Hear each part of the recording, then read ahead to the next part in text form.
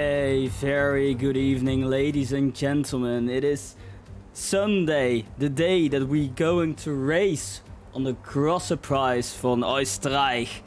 We race in Austria today, and things are looking good for the championship. It says that it is light cloudy. Well, I can tell you it is definitely raining here in the pit lane. We drive on Austria, like I said. We have 3 DRS zones, so expect a lot of overtaking if the weather lets it by. We need to see that. Let's see if that also counts for the drivers, as they are now ready to go qualifying. We go to Tainsy. Tainsy is going for his last lap. Potentially his last lap. What can he do? We have Grovey right behind him. We'll watch her as well. As he crosses the line for the final corner. What does he get? Must have lost time out of that corner, but he improves.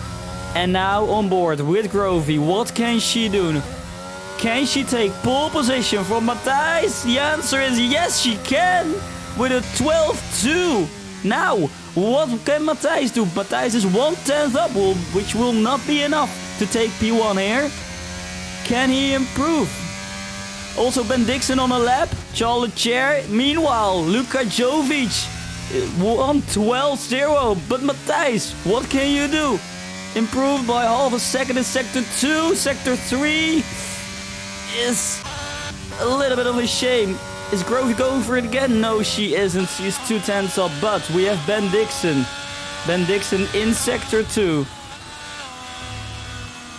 Will he be up? By what margin will he be up? 3/10. 3/10 will not be enough for pole position. Definitely not, as he almost loses the car. Fico is still behind him. He can take pole position as well. But first we have Ben Dixon, who goes through the last corner here. Keep it between the lines and sets a 1:12.3, which will not be enough. Now, Fico is 2/10 up, which will not be enough as well. Will Luca take his pole position right here? If Fico crosses the line, goes third fastest, and Grovey behind that. Is Grovey on a lap? No, she isn't. Which means we have the pole position that goes to Luka Jovic. What an amazing lap from him. And top 2 is only separated by 2 thousandths of a second. 5 thousandths of a second. Unbelievable. As we first, of course, have the formation lap. For us, a good time to look at the standings right now. Because, like I said, the driver standings seen here, Grovey 172. She needs that first place, and Luke doesn't need to finish in the top 10 is her hope. But as it stands, well, she's not going to be a champion. She first needs that first position, but anything can happen. It's Sunday, the 19th of March 2023. Luca has pole position. And the lights are out and we are on our way. Luca gets an awful start. And Ofek is already beside him. He takes the lead into turn 1. It seems that all goes good into turn 1. Everyone is clear. And Luca retakes the lead as Ofek goes wide into turn 1. Now behind, Fico goes for it. Into the third corner we go. On the inside, he keeps it clean. He keeps the room. Doesn't get it, and we have a yellow flag, which already is not anymore. As Grovey is looking. Yeah, she doesn't dare yet, but she is close as the Alfa Romeo of Ben Dixon almost crashes into the side pod of Matthijs. Oh, as Uskan, I think he spun. He is in the gravel there. Can he get out? Oh God, what has happened to him? I think he might have lost it. As Ofek now also drops away. What has happened there? Why do I miss this stuff? Oh my God. There's a yellow flag again. Someone is standing still there. And I think that's Andre. Yes, it is.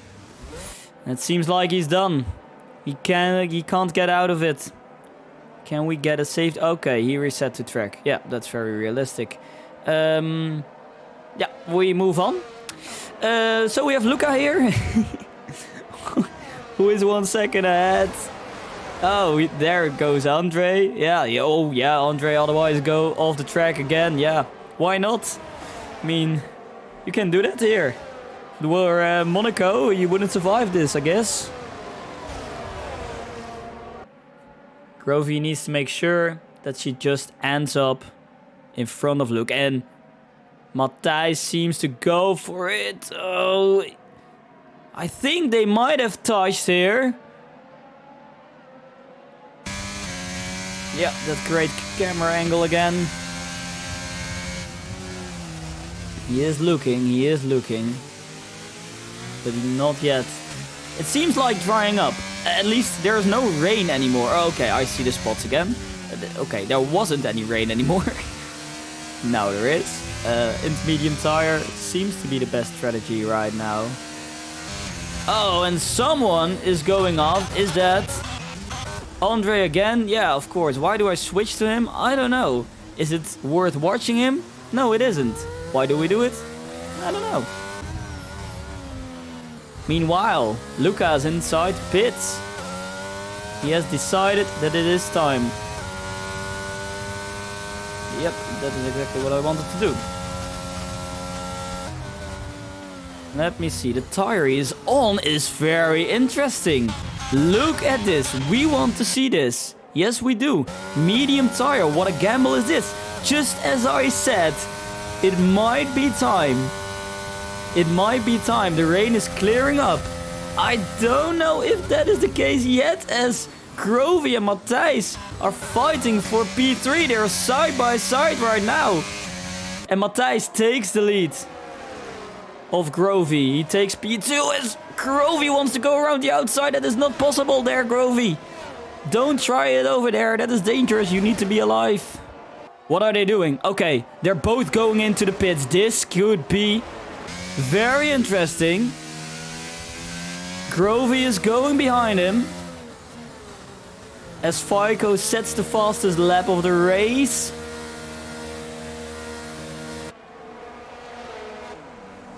And Tainsy is following. Everyone is following into the pit lane. Grovey is to the intermediate tire. She is not even going to the slick tire. This could be dramatic for Grovey. As everyone pits, but is this the right strategy, Grovey? Did you make the right decision? Oh, as she all crashes into Matthijs. Matthijs is gone. The hard compound tire is just not warm enough on a wet circuit. Hey, okay, Grovey is in the pits again. I think she made a mistake. I think she wanted the normal tire, but she didn't get it. She made definitely a mistake. Matthijs, meanwhile, is back in P4. But, okay, I thought that someone was lapping. Okay, it's Ben Dixon. Into turn 3 we go. In the inside, he has the inside line. Ben Dixon tries to switch around. The old switcheroo, but Matthijs won't let him. And then is Tainsy, who goes for the inside line in turn 4. Oh, there they goes. He pushes him a little bit wide, but they leave each other enough space. What a fight this has been. Now, Fico in the pit. He comes out. Where is Luca? That is the question. Where is Luca?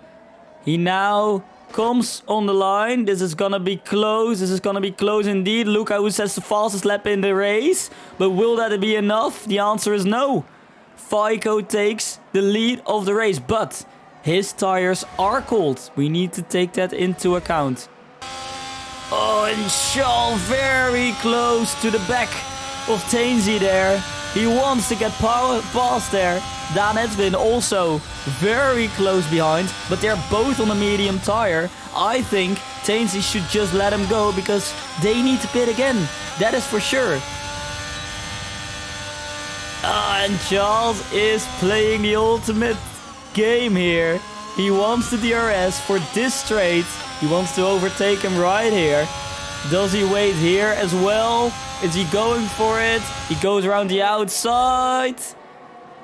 And he's got him, but Tainsy will get the DRS back and he has a better exit. Tainsy has the better exit. Will he go for it? He will go for it. There he goes. Past Lechair.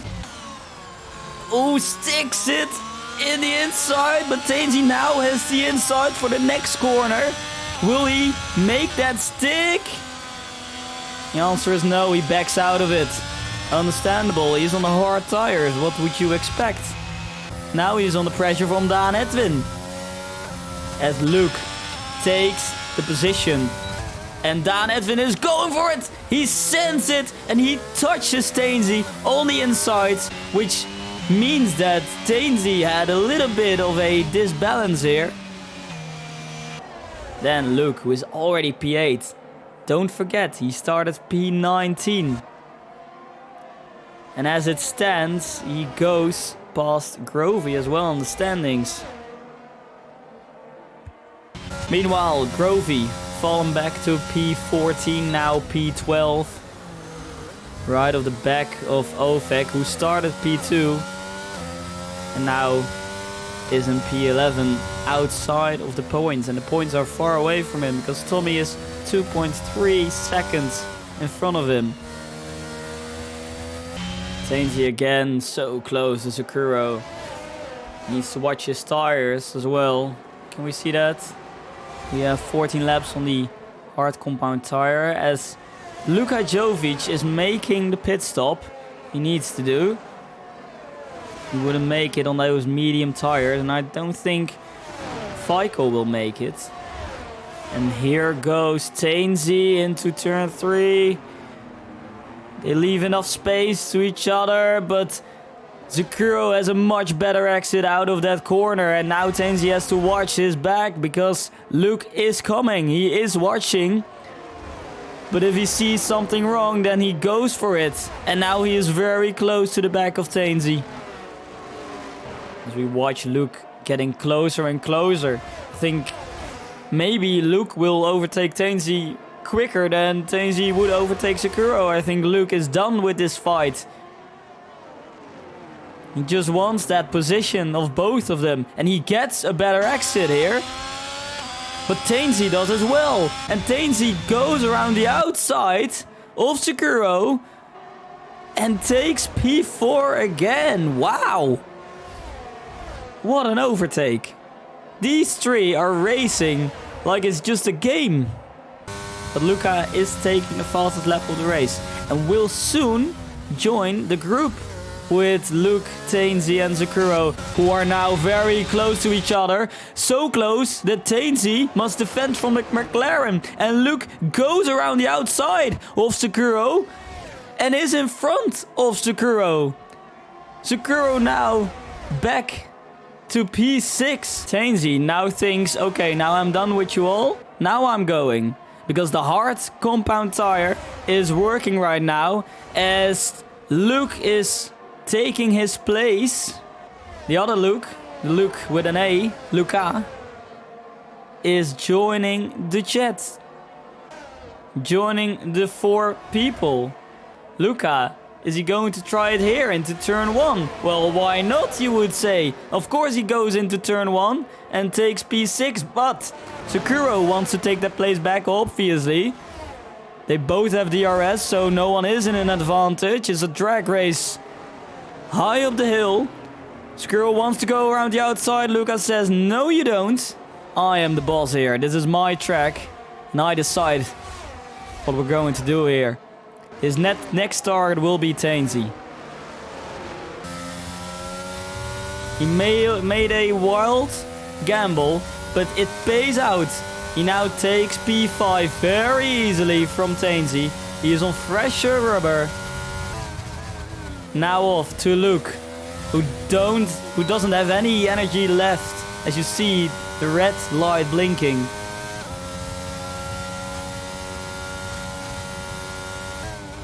Up the hill we go, and Luca goes deep. Will not get a good exit here, or will he? Well, not great, but good enough. Can he take Luke right here? He doesn't have any ERS. He even slows down. He says, okay, you are faster. You can go. And now he gets a good exit. He does not use any ERS, but it doesn't seem like Matthijs is using as well. Here he goes then, down into turn 3 he goes, down the inside. Nice and clean, and Matthijs knows it. He knows he is seen. He gets the DRS, but Luca is just too quick. And now he needs to clear off his penalty. And the question is, how much is his time penalty? Can we see that? Okay, he has a 3-second penalty, which means that he needs to get 3 seconds out of Matthijs, which is possible because he is on a medium tire.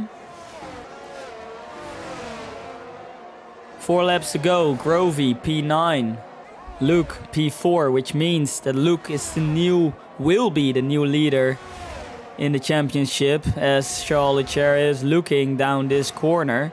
He is quicker on that medium tire, but Tainsy, Minister of Defense. Here he gets the DRS. Will he try it here? Yes, he will. Which means that Tainsy will probably get the DRS into the next straight. Which is smart from Tainsy, as Charles almost loses the car. Went a little bit too deep. And behind we have Ovek passing Zakuro as well with DRS. Doesn't have ERS anymore. And P4 for Luke. From all the way down to the grid. P19. As we have again a yellow flag. And is that Zakuro who spun round? They touched with Grovey together. And Zakuro is back out the points.